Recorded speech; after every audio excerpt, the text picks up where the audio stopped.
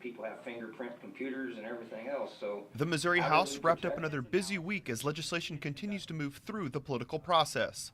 The House Elections Committee approved a proposal requiring photo identification to vote. If a registered voter does not have a photo ID, the legislation requires the state to provide them one.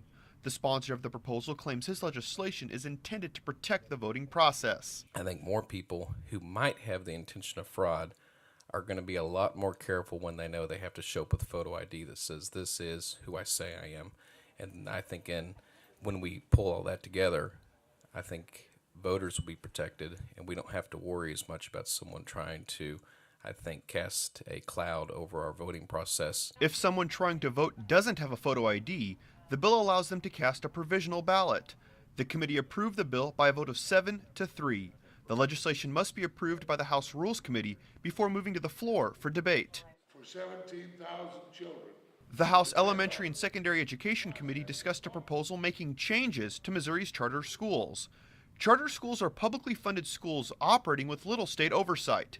House Bill 1228 provides additional state oversight for charter schools and allows them to operate in any school district in the state.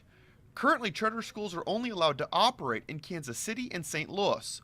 The legislation also expands the list of organizations eligible to sponsor a charter school. This bill gives superintendents and school boards another tool in their toolbox to offer educational options to their parents. Following the packed hearing, no further action was taken on the bill. Rounding out the week, lawmakers approved a proposal making changes to the Missouri Accountability Portal. The Accountability Portal is a website listing how Missouri tax dollars are spent.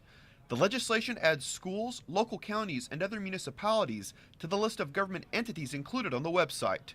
According to the sponsor, the bill is about keeping government officials accountable. We just need to make sure that the more informed that citizens are of how the tax dollars are being spent, the more accountable everyone's going to be in the long run. However, opponents disagree. They claim the bill creates bigger government. Great idea, room to disagree. I'm not going to saddle or burden my constituents with another regulation. I'll be voting no. Lawmakers approved the legislation with more than 110 yes votes. The bill now moves to the Senate for consideration. Reporting from the state capitol, I'm Jonathan Lorenz.